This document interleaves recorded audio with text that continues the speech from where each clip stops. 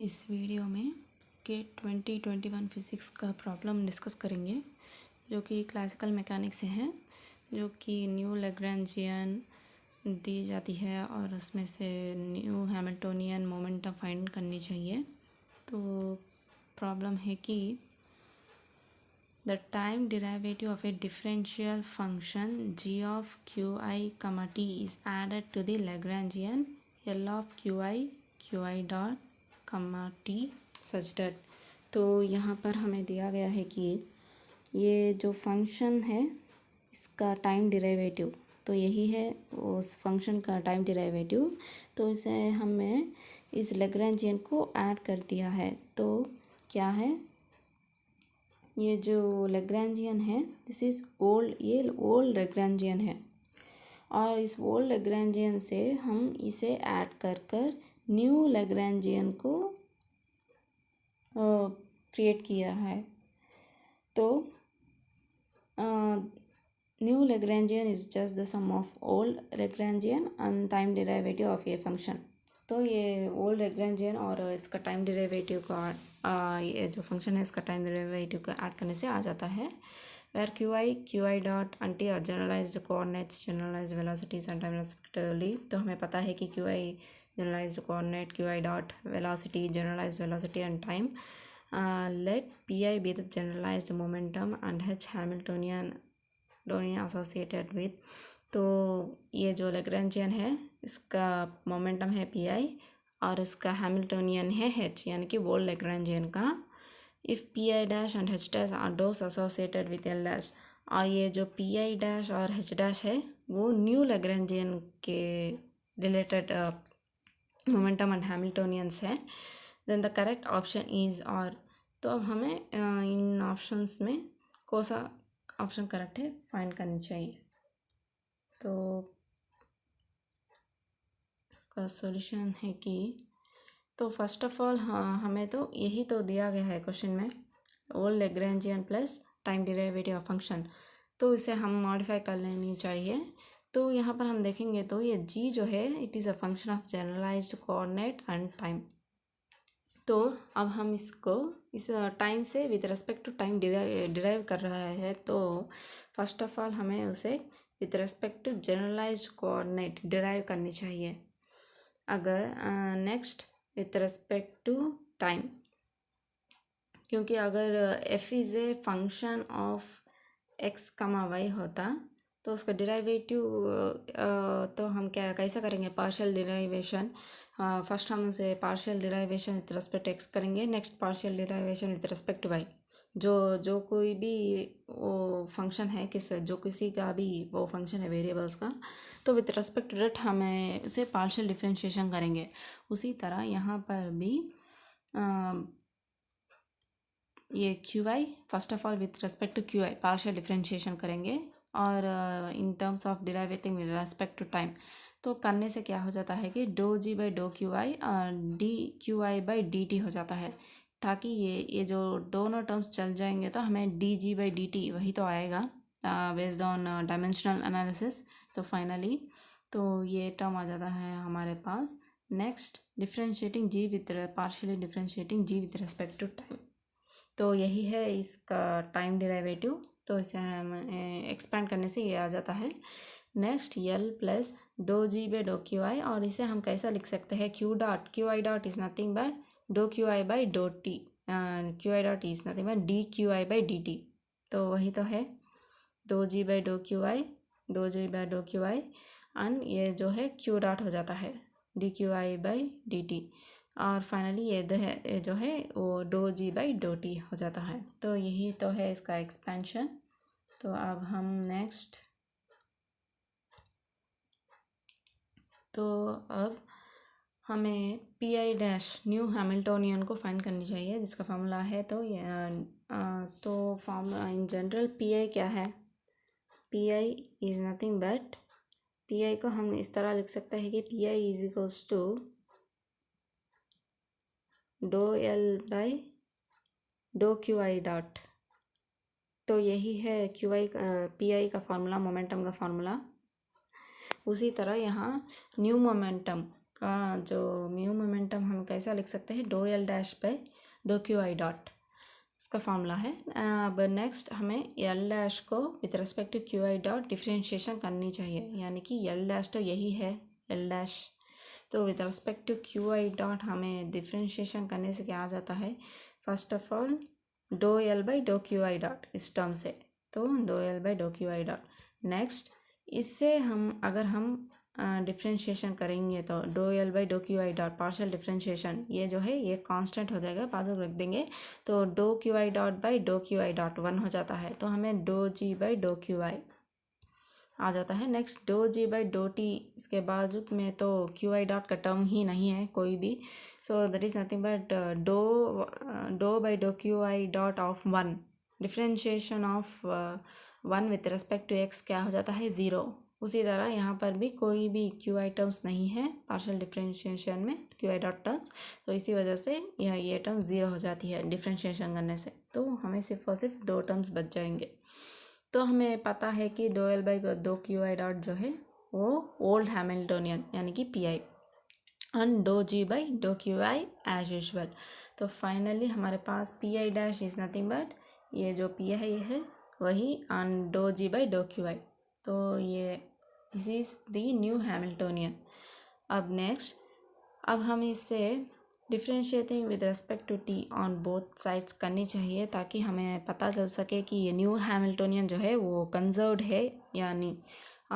अगर d p i by d t 0 है, that is nothing but momentum is conserved with respect to time. उसी तरह d p i dash by d t 0 हो जाएगा तो that is also conserved with respect to time, तो हमें check कर लेना चाहिए। तो differentiating with respect to time on both sides करेंगे, तो यहाँ पर differentiation with respect to time d p i dash by d t, और यहाँ पर d p i by d t, और इसे d by d t of डो जी बाई डो क्यू आई। तो अगर ये जो ओल्ड हैमिल्टोनियन है अगर वो कंजर्व होएगा भी, तो अगर हम सपोज करेंगे कि p i is conserved, old momentum conserved है, अगर हम ऐसा सोचेंगे तो then d p i by d t तो 0 हो जाएगा, यानी कि ये 0 हो जाएगा। तो बचा क्या है, यही।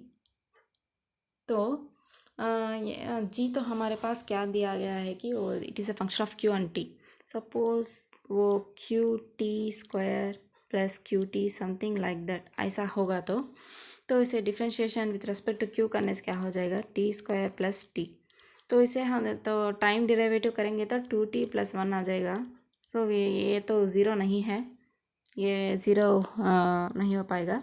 तो हमें यहाँ पर जी के बारे में कोई भी इंफॉर्मेशन नहीं दिया था, सिर्फ और सिर्फ यही दिया है कि it is a function of q i and T.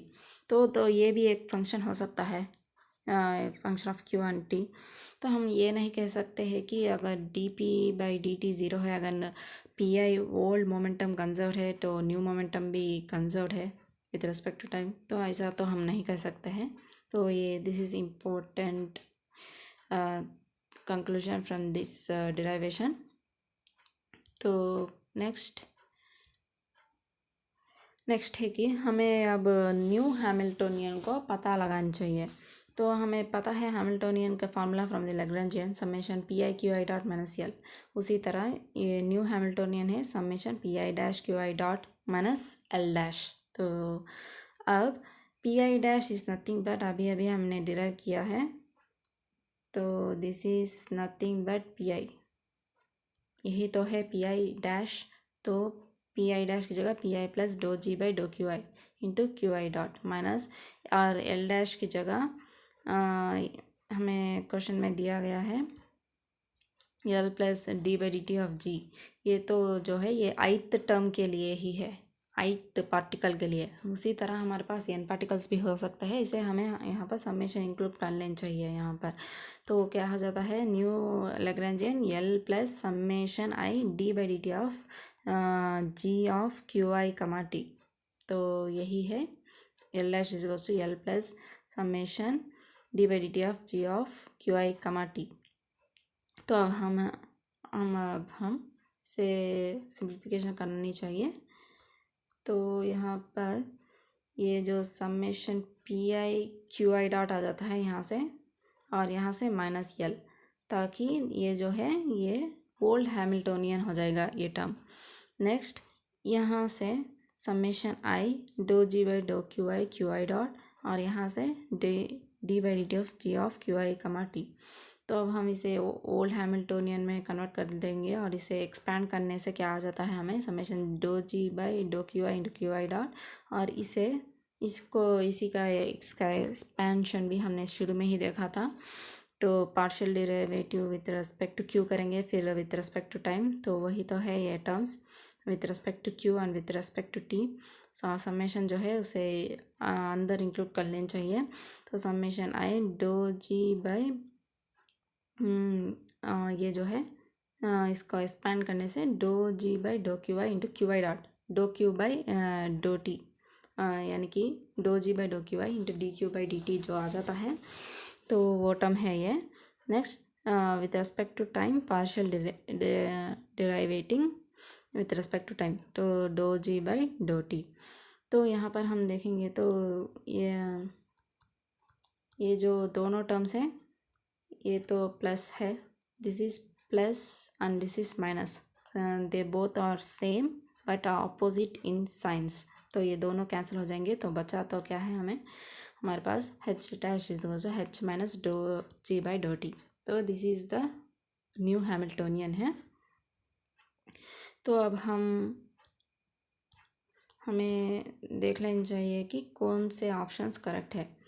तो first of all h dash जो है h माइनस डो d g by d t आया है, h minus d g by d t, यानी कि डो जी बाई डो टी। यहाँ तो माइनस है लेकिन यहाँ पर तो प्लस दिया गया है, तो this is not the correct option.